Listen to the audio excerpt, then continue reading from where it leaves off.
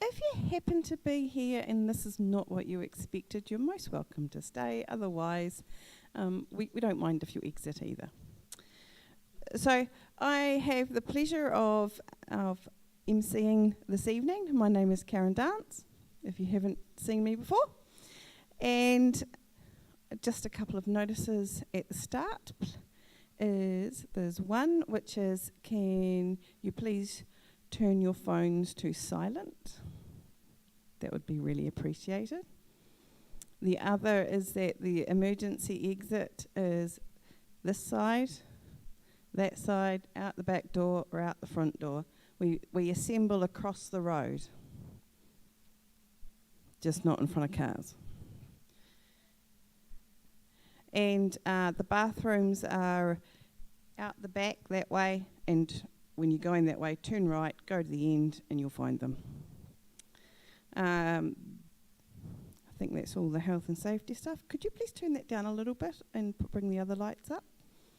Thank you.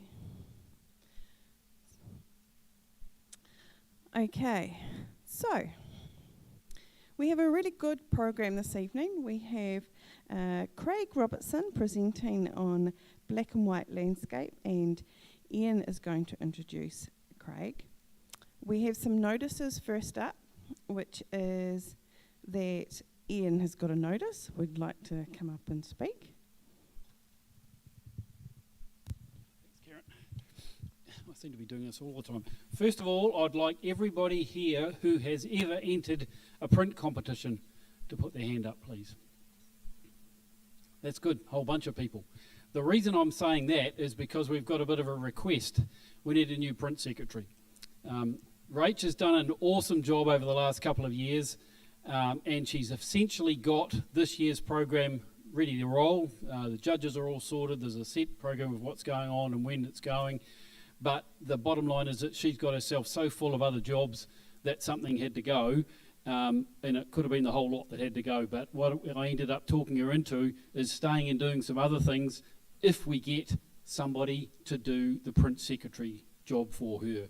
She is got the first one underway, and that's been dispatched, and she's going to run the presentation night for the first one. But we're really keen to get somebody who's entered prints, who's keen on prints, whose passion is prints, to stand up and say, I'm prepared to help, and I'll be the print secretary for the next couple of years. Rach will work over your shoulder and really make the job as easy as possible. But this is a really good chance to stand up and make your input to CPS, because that's more of that we need. The more people involved, the better, and the easier it is for everybody else. So please have a bit think about it, and come and talk to me afterwards if you're prepared to volunteer. Thank you.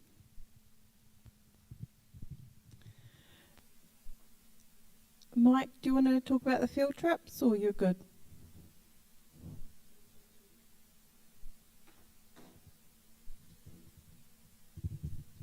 Just quickly, the Wanaka trip, we've got one room left in the holiday house at Wanaka, which is a twin share. So if you and a mate want to go, we've got 2 single beds available. Is there any space left at your place, John?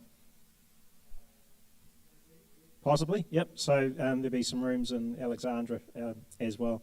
So that's over Easter, so coming up next month, not too far away. And Fiordland, we've got 3 spaces left. So if you've been sitting on the fence on that one, now's a good time to make your move before those last 3 spots go. Mount Cook, I'll have details on that hopefully by next week.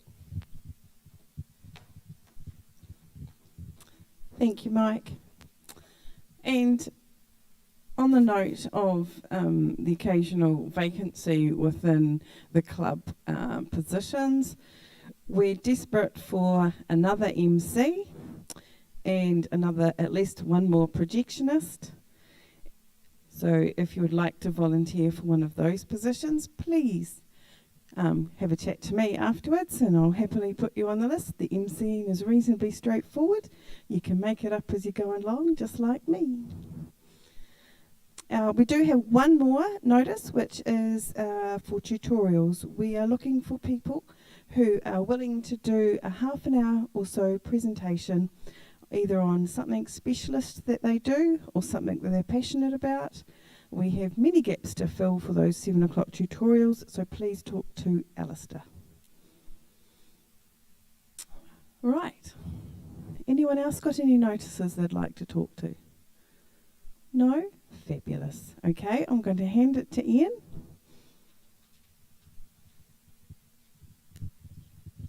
Thanks, Karen.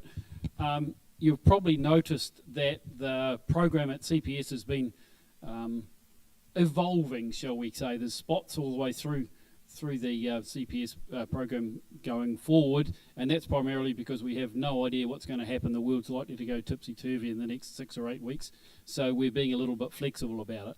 These 8 o'clock sessions mostly are filled with feedback from competitions at CPS, but the presentations that we have, it's an interesting thing to look to what to fill up here. It's quite a hard slot to fill for a learning thing, and CPS is about learning, but teaching things is a pretty hard thing to do at 8 o'clock when you're facing one way. It's not a feedback sort of a thing.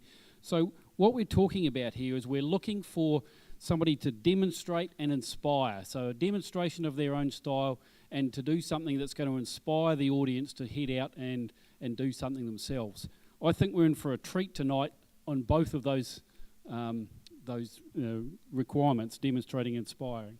I saw a masterclass webinar. I don't know how it happened, but I ended up getting on Fuji's mailing list, and I was an opportunity came up to do Craig's, he called it a masterclass on black and white photography. I joined in, and it was a webinar that went one Sunday morning, I think it was, wasn't it? It was awesome. A whole thing sitting in my little computer, looking at work that you're going to really enjoy. I was delighted to hear at the end of it that he's in Christchurch, and I thought to myself immediately, we're going to have to grab him to demonstrate and inspire, and that's what's happened. He's been super keen to come and really easy to talk into it. Pulled out his website. It says here, Craig has been making photographs now for over 20 years. He's lots of corporate and industrial clients, but he's drifting away to the world of semi-retirement, he described it as before, or maybe his wife did that, yeah. But his passion is about landscape. If you ever talk to professional photographers, they'll always talk about the thing that is their passion. They always want to have a personal project to get their inspiration alive. And when you look at Craig's work, you'll find that what his passion is about. He's done a lot of work in the past with the NZIPP. He's a fellow of the NZIPP, and he's ex-president, so that's a big amount of commitment that he's had towards training people. He's been an ex-photographer and worked for Fuji, so has lots of hands-on with equipment. Reading in his about part of his website, he says he likes reflecting on a feeling regarding time and place. That's what his landscape's about, time and place. I think you're really going to enjoy it, so please welcome Craig Robertson.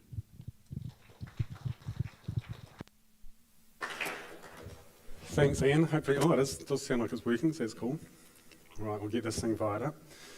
Oh, that was quite a welcome. It's nice, it's really nice to be presenting to real people, to real faces, and not just the screen and a camera. And I'll just log myself in.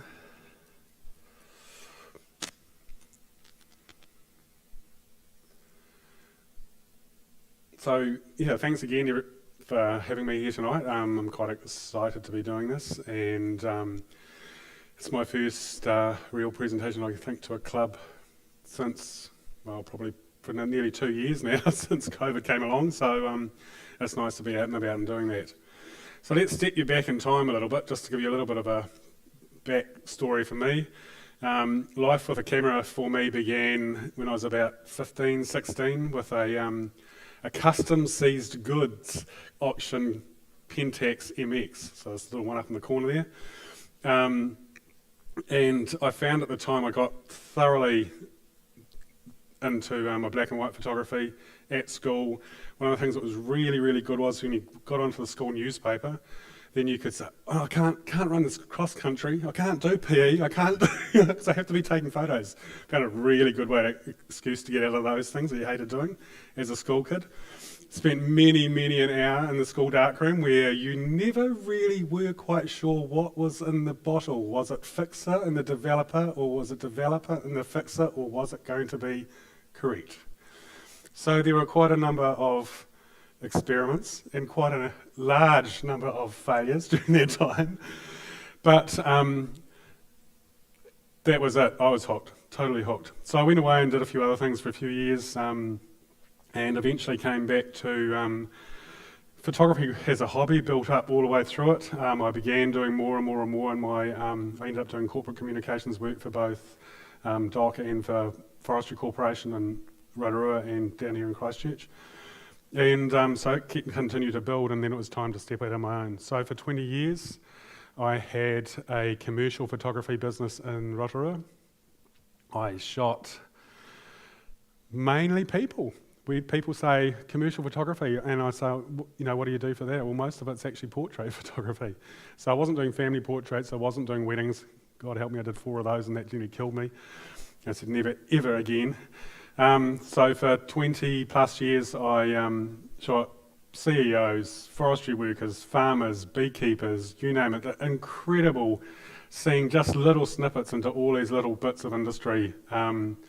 Mostly around the Bay of Plenty, but also some of it throughout New Zealand. Never managed to score any big overseas gigs, but oh well, that was all right. So then, as part of that process, I built up a bit of a relationship with Fuji, and actually I was just skipped ahead a bit.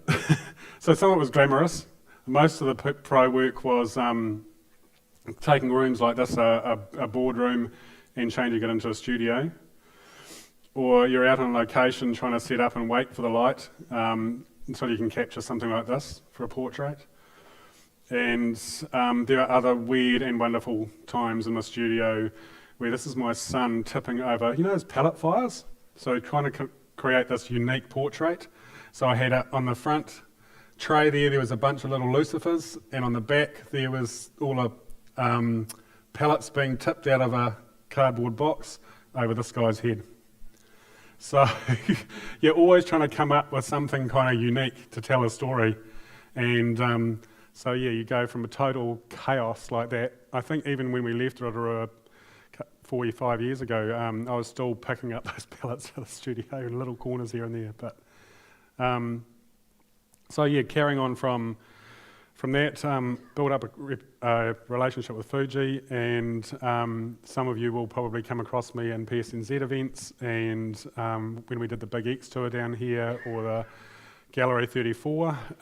So my role with Fuji was training store staff, running events, teaching you guys, coming up with new ideas, doing product releases for cameras, all that kind of stuff. It was great, and we had always said we wanted the opportunity to come back down south at some stage, and my wife got the opportunity to move. We also, the big kind of push was having a granddaughter down here, and so son and partner and granddaughter drove us, got us into the car and a bit of motivation to get down, and so I packed in at Fuji, and now I'm back, self-employed. Yeah, don't tell my wife, maybe semi-retired, because I'm not really working that much. And loving life and enjoying it. Certainly enjoying the freedom of not being tied into a corporate, even though it was great fun at times. But anyway, on to the black and white stuff. So we are used to just living in this world of colour. That's all we see day in, day out. Is this so typical of what we see, photography-wise on Instagram? That's sometimes this, and don't get me wrong, I'm not saying any of these shots, there's some beautiful work in here, and I'm not saying there's anything wrong with this, but sometimes I want to go and say, here's the marker post, stand here for your Instagram photo for your next sunrise or sunset. And people enjoy that and they get a thrill out of it, but it's all about these super saturated colours. It's about kind of hit repeat sometimes with some of this stuff, and like I said, there's nothing wrong with it if that spins your wheels, but for me, I'd like to take my photography further than that. So I've shot my fair share of sunrises and sunsets. For commercial work like this was for Te Puia and Rotorua. We live in a stunning country, and then there's some times where you have to shoot in colour. There's no way this works in black and white. Just no way. I mean, this is all about those colour pools. Or something like this. Black and white? Yeah, nah, it doesn't work. Whoops. Something like this, again. This is just colours in a rock up in Awhatu Peninsula near Auckland. And it wouldn't work in black and white either. Can you see the little people in that? It's kind of weird. And moving on from that, you started to get into more muted tones and a more limited colour palette. So just working with blues or just tying down to single tonal tones in an image, and even though it's still colour again. These two kind of work in black and white, but I still think they're stronger with just that hint of colour coming through them. So let's ditch the colour. Let's go grayscale, bring on the tones. I think there's something really special about black and white imagery. It's right from when I began, as I say, doing school stuff and in dark rooms and stuff. It's always been something that I've loved. It has this beautiful, timeless nature to it. I mean, there's work, you could shoot work now and it could still be, relevant in 50 or 100 years' time, as we know with some of the other photographers that have shot in black and white. Oops. So this is the kind of thing I love, just simple shapes and tones. Watching for the mood in the landscape. Looking for different little elements that come together and work. You're always kind of looking for that mood. You'll see a lot of my work square. I like square. I do remember going to a camera club event one time to speak, and they had their competition for their landscape, and the judge just absolutely crucified this woman who had shot this image in square and just said, "You do not shoot landscapes in square, how dare you?" And I mean, this image was absolutely beautiful. I had to kind of go up to you afterwards and say, the judge has never heard of Hasselblad. It's like, how many photographers have done incredibly beautiful landscape work in square? So yeah, just don't be constrained by rules.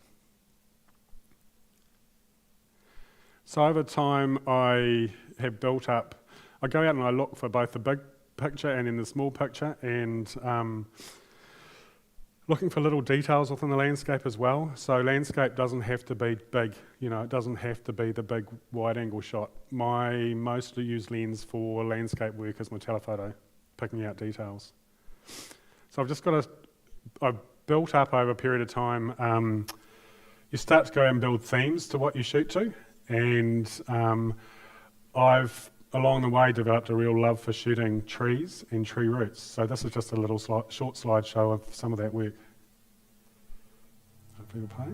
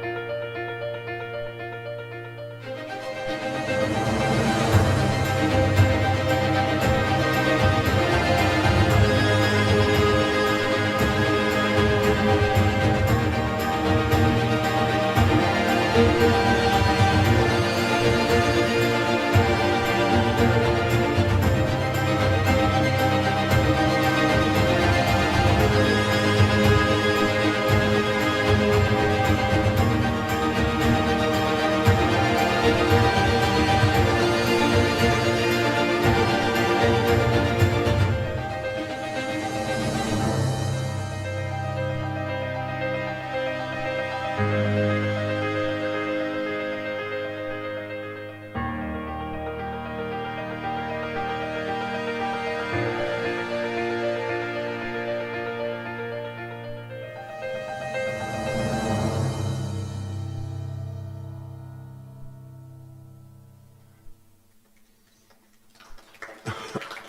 you. So just a little sample there, and we'll go into some of those images in a little bit more depth. Photography, for all of us, I'm sure, you know, we're driven by different influences. I just wanted to touch on some of my key people through my photographic career, and I guess particularly now sort of focusing more on the fine artwork, who've been important to me. This guy was my inspiration from very, very early on. I remember picking up this book, The Creation, in the school library and being utterly blown away by it. I mean, I guess this is not, you know, Ernst Haas didn't shoot a lot in black and white, but in terms of the timeless quality of the landscape, I mean, I don't know when these images were shot, maybe 1950s, 60s, a lot of them, or even earlier. And, you know, they stand out today as strong images. And I still go back to that book if I'm kind of stuck and just kind of spend some time with it. So he was a huge inspiration from very, very early days.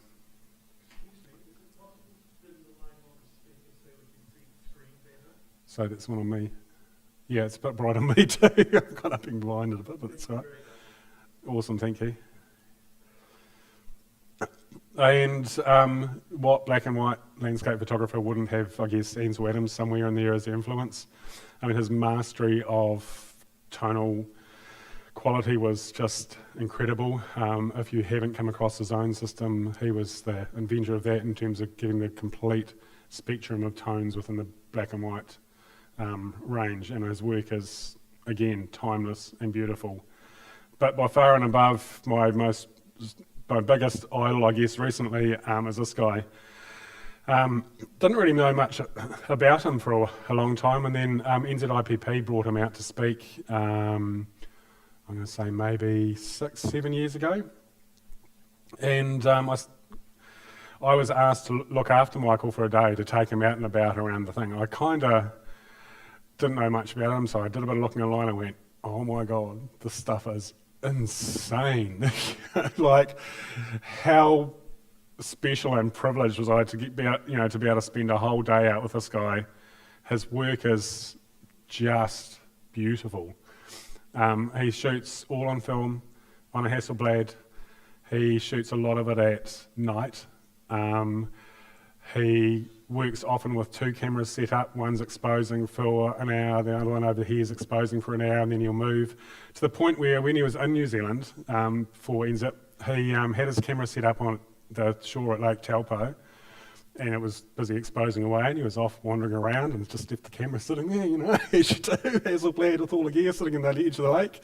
Came back, damn, my camera's gone. So off he went to the police, I think, next morning, and they said, I've had a camera stolen. Blah, blah. Oh, what sort of camera is it? And the guy goes out the back, or he describes, and the guy goes out, policeman goes out the back and brings this thing out and says, we're actually just about to send the search party out for you because we thought someone had drowned in the lake and left there. So you just never know. He has the most amazing stories of doing that stuff, but his work is, you know, really, really special, I think. But you're always constant. Oh, so my other one, I guess, was more local, and many of you will know Mike and Jackie, and I think Jackie's work is just incredible. Her way her mind works goes a million miles away from over there. She is so clever, and her work is so inspirational. And if you've never had the chance to meet her, I'm sure you will, and some stage. And if they're ever doing any workshops or anything, make the effort to go. I mean, yeah, they're really. Jackie's very shy and quiet and humble, but when you start talking to her about her processes and with the thought processes that go into her photography, it is just something else. These are a couple of new ones that I've just come across fairly recently and are starting to influence just being a little bit of a different direction in some of my work, pushing some more boundaries. This guy called Todd Hedo. Quite a lot of movements and out of focus stuff, and a lot of bad weather photography. And Carolyn Fraser is another one that's in the UK that has this. You'll see in a minute a couple of images that are influenced by her work, just this kind of close up looking at the detail within a landscape. So shooting black and white landscapes or black and white full stop, anything, I think needs to be a deliberate choice. You don't go out and you don't just go, oh, when I get back, I'll sit in Photoshop or Lightroom and I'll play around and see what looks with black and white. You kind of have to get your head into the space of thinking in tonality rather than in colour. And so those images early on, they work in colour, but you've got to switch your brain into thinking into shooting in black and white. For me, mirrorless cameras and Fuji side of things Fuji film cameras has been a real huge, was groundbreaking for me in terms of the mirrorless side of things, where you could see through the viewfinder in black and white. So it's kind of cheating a little bit, it's making life a bit easier. And then Fuji have these things called film simulations, which their processing in camera mimics the old films. So Acros was one of their really famous black and white films, and the tonality out of this straight out of camera is something else. So the level of, just as a little bit of history for Fuji side of things, is so their colour science I think is what stands them apart in terms of a lot of their photography with their cameras. And with Acros, the noise, or your noise is programmed in the camera to mimic the film grain of Acros. So there is more grain or less grain in the shadows, more in the mid-tones, less in the highlights. It's not uniform grain across the actual image. It is actually, they are altering the noise, or the algorithm of the noise in the actual image to match the film, which is what I think makes it really, really special. And it does make life a lot easier for shooting black and white. This is one of my early images that I shot with a Fuji camera in the Utaweras on a cycle trip, and it was the image that really won an award at NZIP, and it kind of got Fuji guys talking with me, and then the relationship kind of for me started with them. And the more I went out with and shot, looking through the viewfinder, seeing in black and white, it's mostly what I shoot now. It's going out and finding these beautiful textures and shapes and interesting skies to kind of find your image rather than the Instagram-y kind of stick in the post, shoot it stuff. It's about building an image from, it's what Ian alluded to, it's about building an image from the heart that says something here, so it's not just these two things here, it's shooting how you want an image to feel. So these were shot at Turkuri Head down in southeast of Wellington, and most people go there for the seals, but I mean for a landscape photographer, amazing place. If you get the chance to go there, it's about an hour's walk, if that, from the car park, and it's just paradise. There's just the textural ranges through there, and don't go on a sunny day, go on a crappy, cloudy or stormy day. This is Port Tarakoe at just up in Golden Bay. I shot it a couple of months ago. This kind of would work in colour, but I really love the tonality through it in the black and white. One thing with moving south, I do kind of miss the beaches from up north. This is shot at Mai Tai Bay, up on the Kerikeri Peninsula. Really, really cool place. Excuse me, I'm just going to blow my nose. I had a cold a couple of weeks ago. It's not COVID. It's just still got little dregs of it. I think the other thing when you're going out, you're looking for, in terms of tonal range, you're looking for low-key shots like this, which is a lot of black, and then just you bring out the highlights with the waterfall and the whites. And then you have the option to go high key, which is mostly bright. And this is shot at Spirits Bay. The other one was in Ruapehu, and this one's at Spirits Bay. So just bright blue sky days don't tend to work very well. That's the other really cool thing with black and white. When you have really crappy weather, shoot in black and white. You're still always looking for light, and you're looking for the shape that light brings to things, but if you're stuck in bad weather, and I'll show some more of that move on to it. This is a shot that when you go to a location with great expectations and know what you want to shoot and it just doesn't work. One, because there's a film crew working on the beach and they've got it barricaded off so you can't walk to, this is at Whaririki Beach up by Cape Farewell. Had these great, there's those beautiful rock forms off the coast there, and I had these great expectations of going to shoot that at sunset and dusk, and as the sun set with the sun coming through the rocks, and one, it was really, really rubbish lighting, and two, there was a film crew working in there, or BBC film crew, and I wasn't allowed to get to where I wanted to go. So you just you start looking. You go out and you look, and you play and you experiment, and I just saw these little patches of light catching these tufts of tussock on the sand.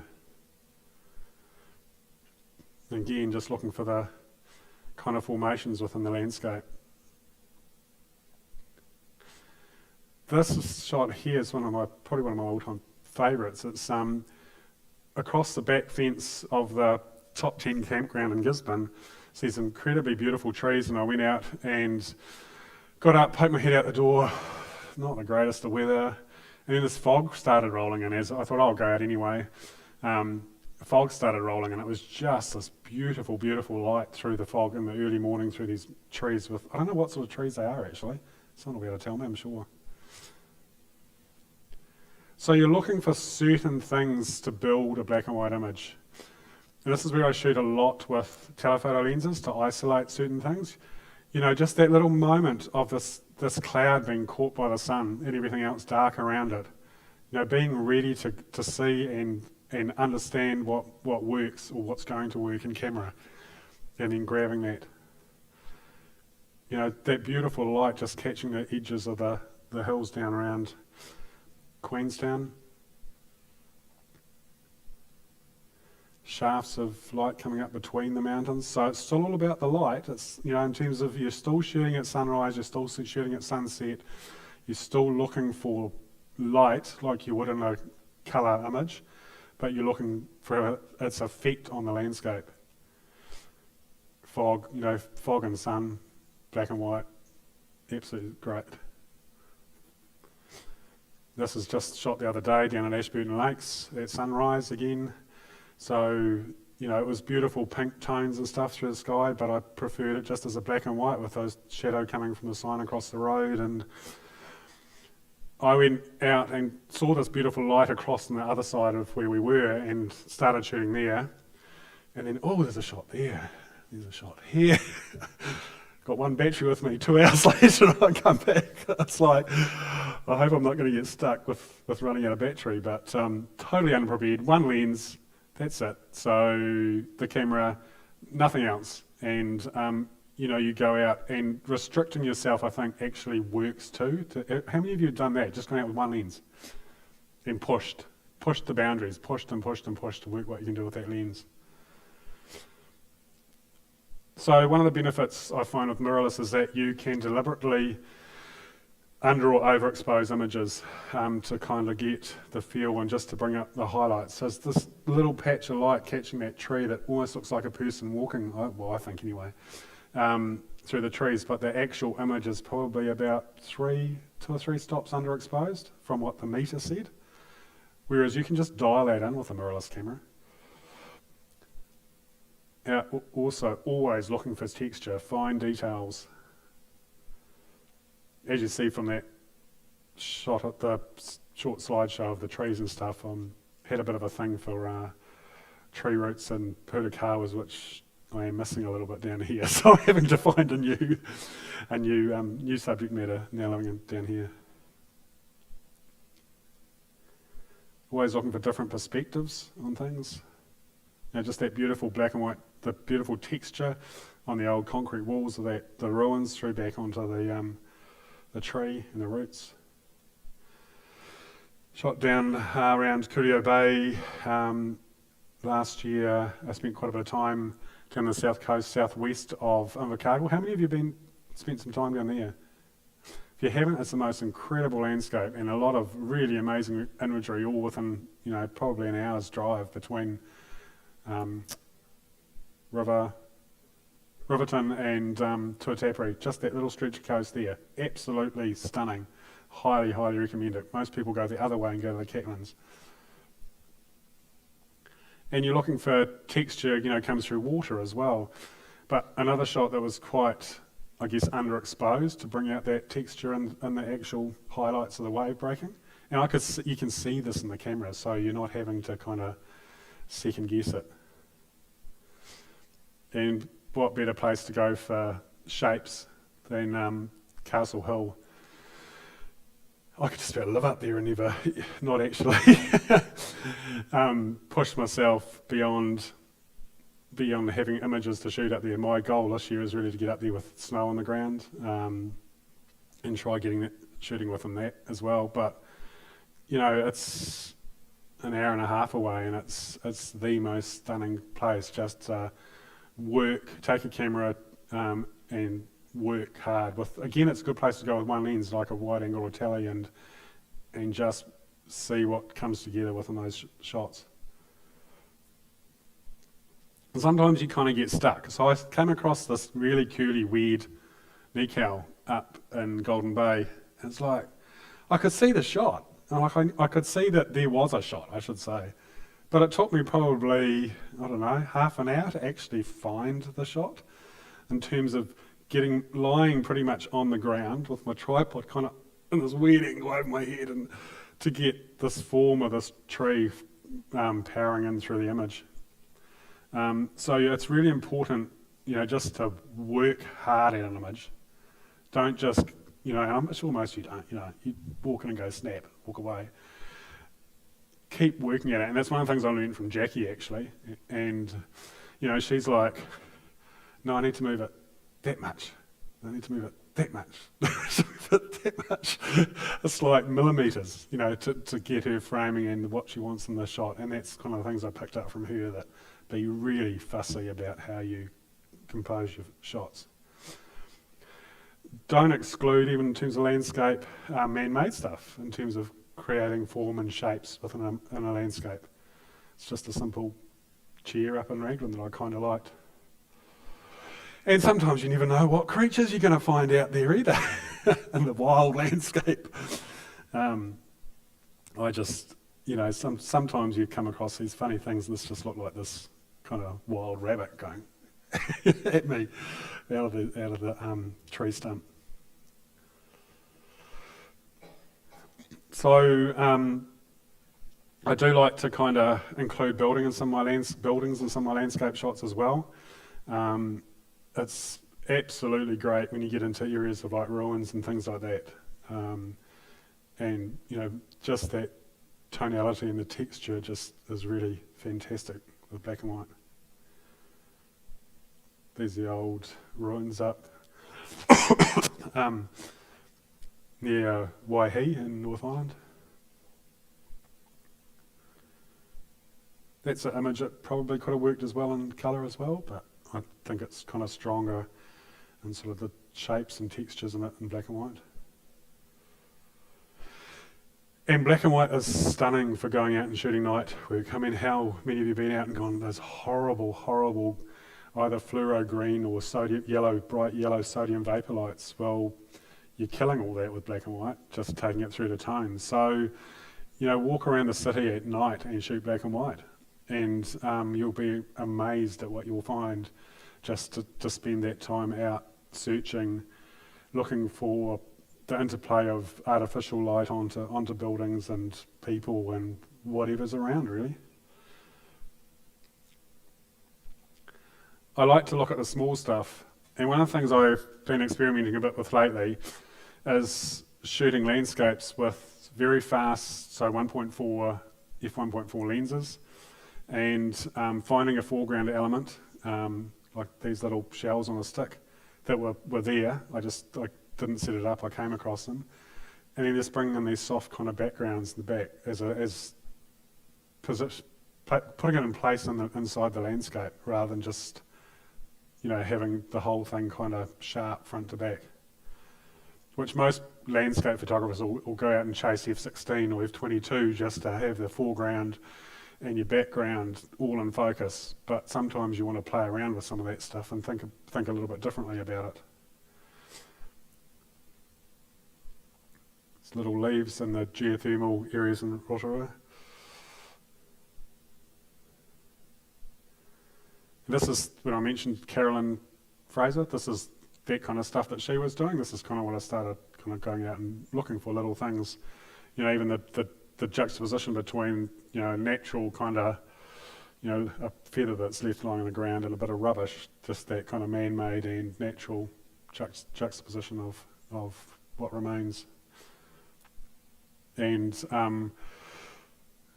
I hoped for a really amazing shoot last year when we had that big snowfall came through August, I think it was, and I was in Nelson at NZWP, and then I came back and decided to hang out at around Springs Junction, hoping for, I don't know whether you've been into, it's not Maria, it's, there's a dot campground there, and down from that there's a walk into the river, and it's really, really beautiful blue, and I was hoping to kind of get this combination of the beautiful blue against the snow layered on all the beach forests and stuff through there, and it didn't really happen. So again, you kind of go out and you look, and there was just all these other beautiful textures and stuff happening that worked in black and white.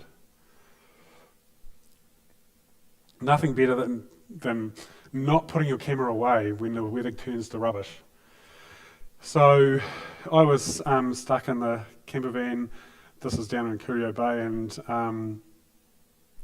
it's like, it was really rubbish. And it was like, looking out the window, it's kind of cool light. And then there's, what if I can get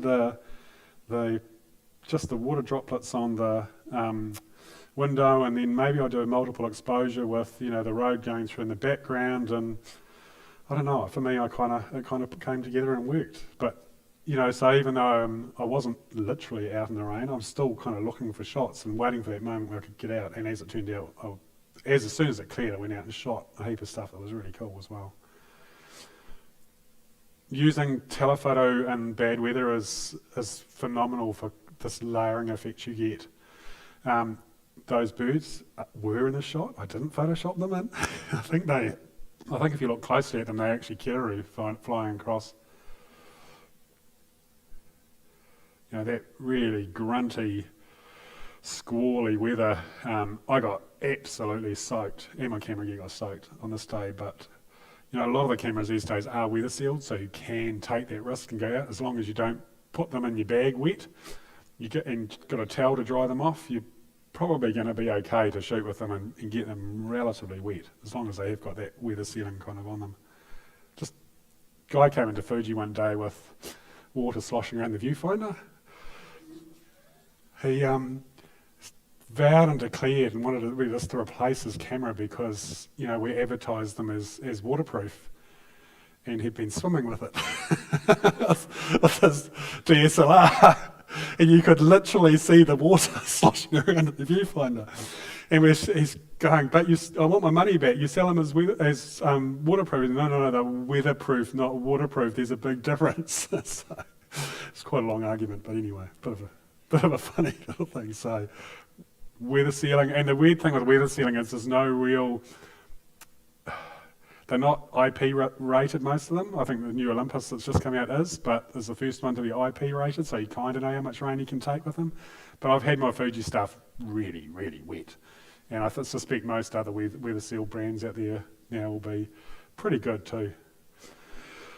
Bad weather just clearing up in the back of Lake Camp just a couple of weeks ago. Again, just looking at the layers and building the depth through with the trees in the foreground.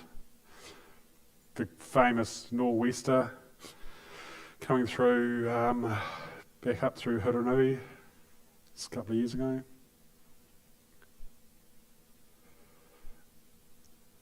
And then sometimes there's the obvious shot. There's this shot, which you kind of see, which I like, I'm quite happy with, down in Queenstown, obviously. But turn around and take a step back, and then these trees with these just little hints of snow layering them. And I mean, you know, always look around, always take the time, even if there's an obvious shot straight there in front of your face, spend the time to turn around, see what's behind you. The number of times I've gone with this shot in mind, and I've taken that shot. It's quite amazing, really. That's again, like Jackie says, just move your camera and experiment and play with different points of view. So that's the artistic kind of stuff. Now, some of you want to know the toys and the technical stuff, I'm sure, just to kind of finish off with. I'm not going to go into any great detail here, but I'm just going to go through a few little bits and pieces. Everybody wants to know what you're using, so I am now using GFX gear predominantly for all my main work. Just the GFX 50R, so just the 50 megapixel one. I'd love the 100 megapixel one, but I actually need to go and do some work. Need some money to that. I can't be semi-retired, can I? And I'm just using 3 lenses with it, the 100 to 200, which is used a lot, the 30mm, which is equivalent of a 24mm in full frame, and I use the 50mm as, which is a 40mm equivalent as for just the walk around kind of lens. I've got a full set of X gear as well, the smaller format. What I tend to do is use that almost as like my sketch pad. So as artists have, you know, they run around with their sketchbook and then they go back and do the finished artwork. I kind of use my X series like that. It's the camera I just run around, and you could use your phone for this probably as well. You're just taking visual notes with it. And sometimes, of course, that's a good enough camera to do the final images, but more often than not, I'm going back time after time after time to some of these places to shoot again and shoot again and shoot again, and that's when I'll go back with the GFX. I'll go back with specific images in mind, specific weather, things like that, and that's when I'm shooting GFX. I shoot with a carbon fibre tripod and a Manfrotto ball head. I use the polarizer quite a bit. Occasionally use 10-stop ND. Don't use graduated NDs at all, because I find with the GFX the dynamic range in the files is more than enough to kind of do what you want to do with the highlights and shadows in the image. I've kind of talked a little bit about this, but for me, I changed my whole style of photography, changed completely for me when I went to mirrorless. And how many guys are in here shooting mirrorless? You know, it's obviously the way it's going to end up. It's the way it's kind of going. But it just gives you a whole lot of options, like being able to see the black and white, then you can shoot in square format and see it in the viewfinder. You can shoot in panoramic view format and see it in the viewfinder. You can apply filters within the camera and see what's happening within that. And particularly for black and white, you will have heard of people shooting with red filters and orange filters and things like that. That just affects your tonal kind of range with an image. I shoot primarily, if I'm shooting black and white or shooting the Acros film simulation on the Fuji, I shoot with a red filter because it's going to give me nice dark grunty skies and quite strong contrast. I use the yellow on odd occasion when I want to tone it back a little bit from the red. Hardly ever use the green, but they're all, instead of having to screw them onto your lens, they're all there in your camera. Just dial them in. So these images don't come without, they don't just happen. They don't just magically appear in front of you. Fortunately today we are blessed, I suppose, with all these apps, these endless smartphone apps that help you out, that will tell you everything and anything. There's some key ones I use. Photographer's Ephemeris is really, really good for planning where light will be at any time of the day, at any point in geography in New Zealand, wherever you want to go. You place the dot, you dial in the date, and it will tell you where the sun will be and where it's coming from. Any of you come across that to use? Couple? Highly recommend that. It's not, you do have to pay for it, but it's not particularly expensive. Obviously you're going to be affected by the weather and stuff as well, but at least you kind of know what you're working with and when to plan your shoots. particularly when you've been somewhere and you've done your sketch pad notes with your phone or a small camera or whatever, point and shoot, and you know you're going to go back there for a better shot, then this is the way to plan it. You sit down with an app like that. Doing fly-throughs, 3D fly-throughs with Google Maps and Google Earth is just incredible. I did a big job for a client down in Invercargill last year. Wasn't familiar with the area particularly. They gave me a list of some locations they wanted to go or options. I dialed in the points into Google Maps and just went here and looked at ephemeris and went, yeah, the light's going to come across here. We need to be this point at this time. So dialed it completely in and got the shots for the client. So it wasn't just like, oh, we might go up this road, or we might go this way, or it wasn't random. It was all down to the hour pretty much in terms of where we went on location by using both flying through and Google Maps and using photographers' ephemeris. Photopills is the other one that a lot of people use, particularly for astro.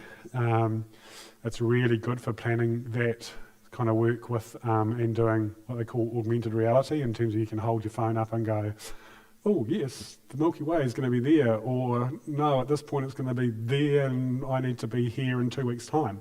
So you can work out all that stuff by using those apps. And weather's critical, obviously.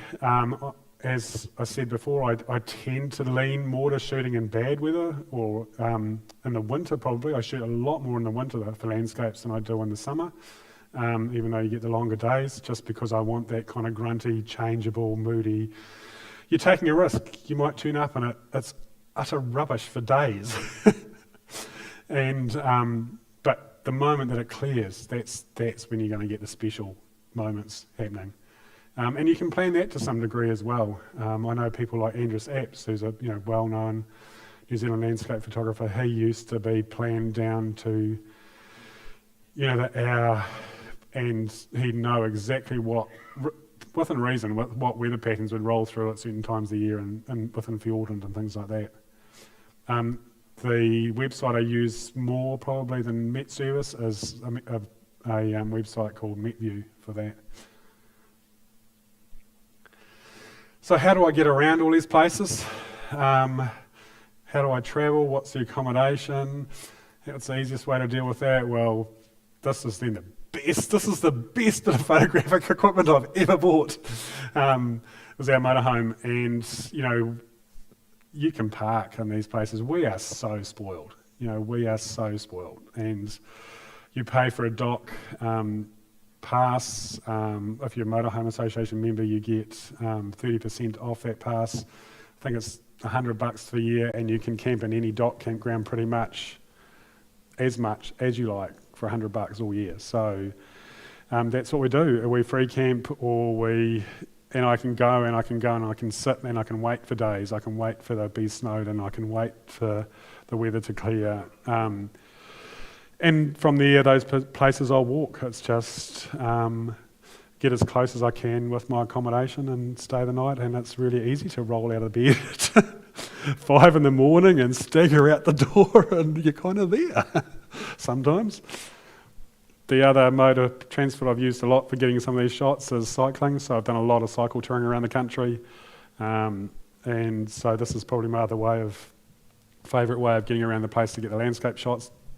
Not surprisingly, on this stuff, I'm not taking the GFX with me, but been to some pretty incredible backcountry areas of New Zealand on the bike. So how do I finish off these shots? It's all very well shooting them, but it's really the shot is only for me the part of the process. We always had a film darkroom, so you always went back to the darkroom and you worked the shot. Michael Kenner, who I talked about before, he is still pulling out negatives from stuff he shot in the 60s and 70s and reprocessing work. That's how timeless his work is. He's selling those images for tens of thousands of dollars. But he'll just go, oh, I forgot I had this shot, and I think I know how to work it now, or the technology's changed and stuff, so he knows how to bring that image to life.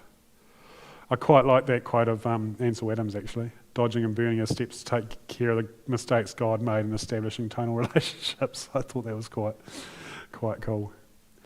2 key pieces of software, as I'm sure most of you are probably aware of and using. I'm using Adobe Lightroom for most of my work. Capture One works as well.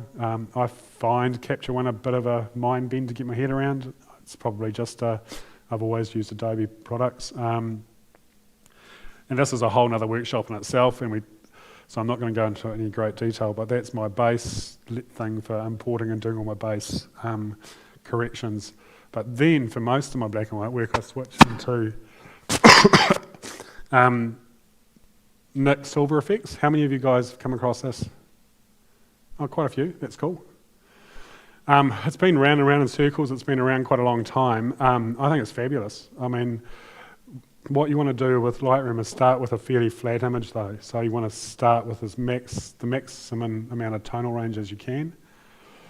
There's the website if anyone wants to write it down to get it. I think it's about 140 US, but you do get it for it comes down from time to time to half that. I think I got it last time for about 70 US. So you can start with that kind of very flat image, and then you can bring in all these kind of recipes, and they're really good starting points. You just work your way through them, and sometimes because I know these are what's in here, when I'm shooting I kind of go, I know what I'm going to do when I get it back into Nick. I'm going to process as this. Then you have all this incredible area tonal control where you can pull up these circles that you can make bigger or more or whatever, and then it's kind of quite artificial intelligence, whatever, hooty-goody, whatever, and it kind of will just particular tones. So you've got all those adjustments down the right-hand side that you can make within any small area, just like you kind of would be dodging and burning under a enlarger in the darkroom. And then you can dial in whatever film you like. So do you like Agfa? Do you like Fuji Neopan? Do you like Ilford? Do you like Kodak? Do you like... And some that have been around darkrooms and stuff will know and have had their favourite films. Well, you just dial all this in digitally now. And it affects the grain, it affects the tonal range, it affects... You can just play. Just go in there and see what works, see what appeals to you. And you'll end up with your favourites. I typically use... again, weirdly enough, because I think of the film simulation, I use Fuji Neopan quite a bit, and I quite often will use the Agfa film stocks as well. And I remember when the days back in the darkroom at school and stuff, used to always print on Agfa paper and side of things. And then you can finish off your image with borders and toning and vignettes and edge burns, and that's generally how I'll finish most of my black and white images.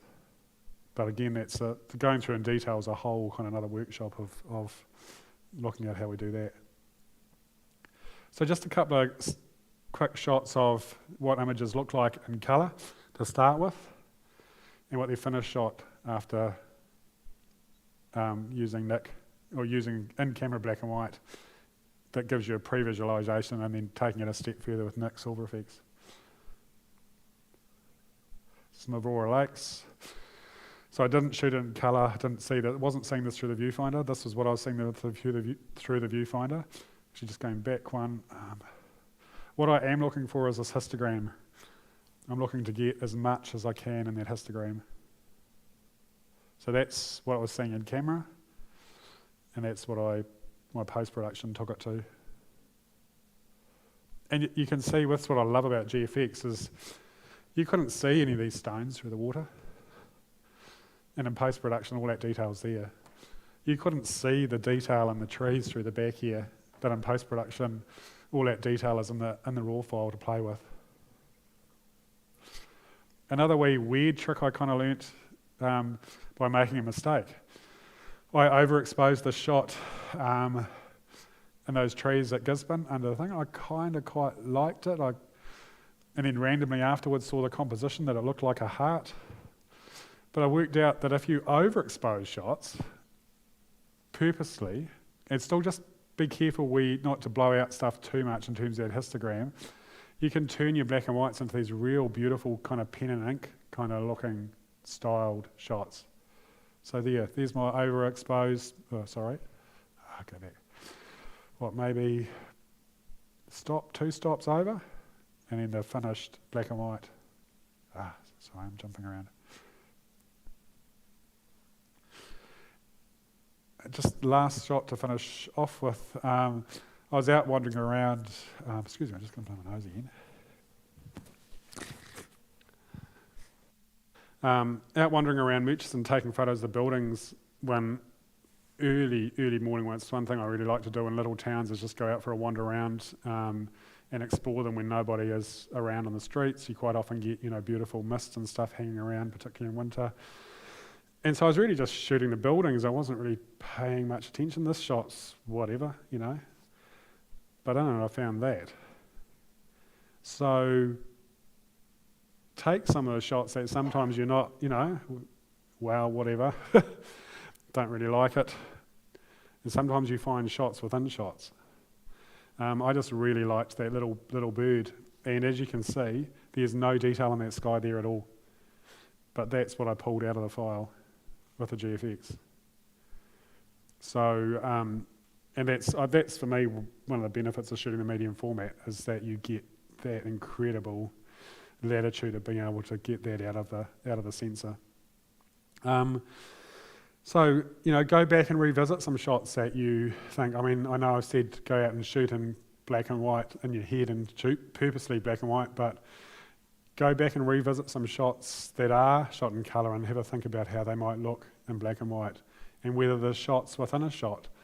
Think about your cropping and, with the 50 megapixel file out of the GFX, that's the full 50, there's still plenty of resolution there to pull that out of the shot. So I just wanted to finish off with one little quote that I really liked from Michael Kenner, which I think speaks to me a little bit about why we go out and take photos, or certainly why I go out and take photos. Time is a luxury. It's a luxury not to have to do something, just to be, just to stand, just to watch, just to experience, and not to always have a full agenda and a busy schedule. It allows you to wander off in your mind. How many of us are just, particularly these days with COVID and everything else, are just thrown into this turmoil, and to go out and spend time and relax with your camera and get into this state of just enjoying what's around you, even if you don't take many photos, but you go out and when you start looking at photos, it just shifts your whole mind into this place of kind of, for me, peacefulness, and it's the place I like to get my head into, and I hope that for a lot of you that's what you enjoy with your photography as well. It's just having that time and the way it changes your mindset and relaxes you and gets us out of this crazy world that we live in. So thanks everybody. I'm going to set up some gear out there for people to have a play with. Fuji have sent down a few bits and pieces as well as got my own gear. But if there's any questions, fire away. I'm here for as long as you need me. Find yourself seeing black and white? Yes, yeah, very much. And I think that's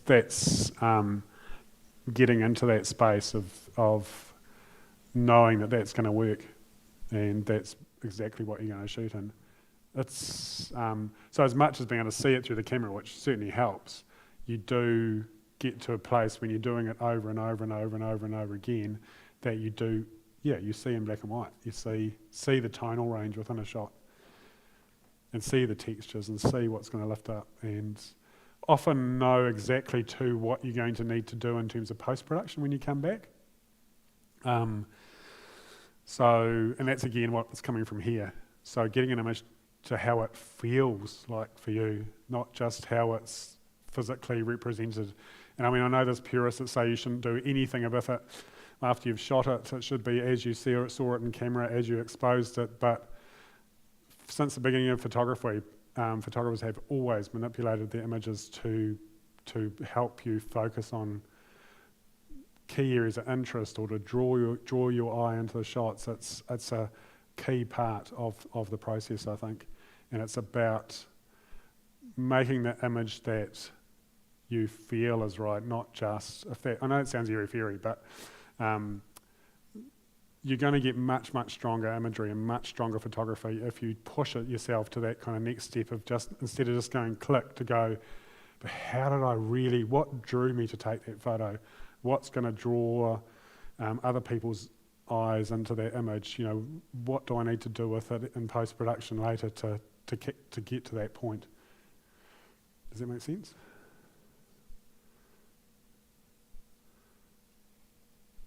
Any other questions? Everyone had enough of me? That's good. I think we're going to get you out the back and ask lots and lots of questions, Craig. That was really awesome. Thank you very much.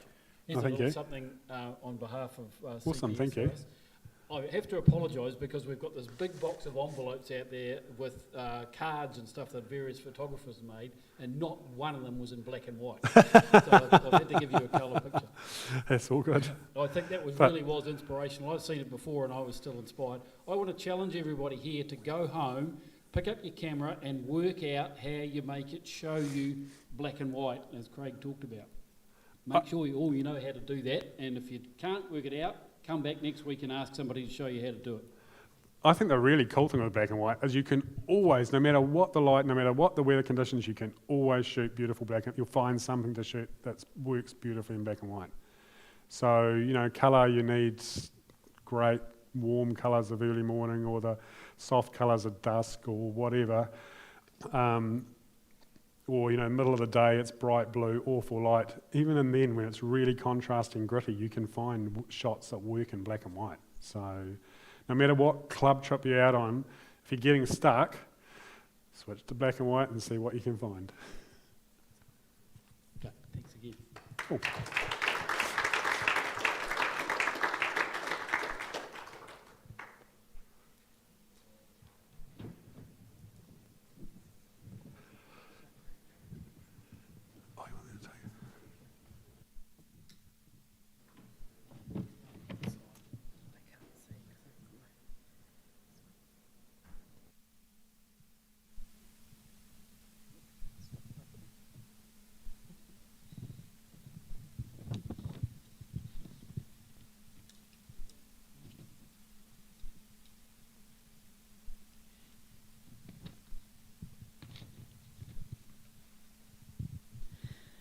Right, just a couple of things before we close off tonight. There's some upcoming competitions. Tonight is the Natural History Projected Image due in tonight, 11:59. If you can get in before then, it would be great. End of the month is the MDC. I can't remember what the... Anyone remember? Just in time. Oh, actually, cool. And... Is it? Okay. We've also got projected image number 2 is due in on the 2nd of March. So just a wee reminder for that. Another reminder for the C grade is that the print and projected image is due on the 23rd of March. The reason I'm saying this is because it does take a long time sometimes to get your print organised.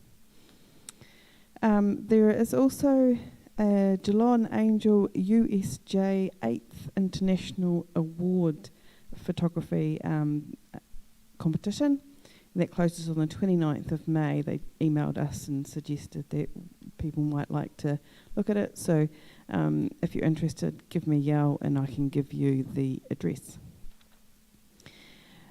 Also coming up on the 23rd, so next Wednesday, the RCC is not available, so we're not meeting. However, the week after that, on March the 2nd, we are meeting. We're presenting the projected image number 1, and the tutorial at 7 is Calvin and Tearing looking at portraiture. And so tonight, I'd like to give a great big thank you to Craig. Thank you, Ian, for introducing and looking after him for us. Also, thank you to Andrew, who is on broadcasting.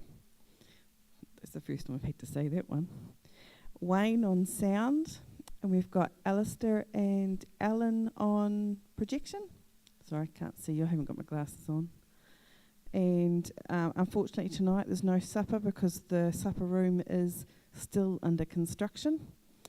But thank you all very much and have a great evening for the rest of it. And I can't wait to come and talk to Craig because I'm a Fuji and I've got lots of questions. Thank you.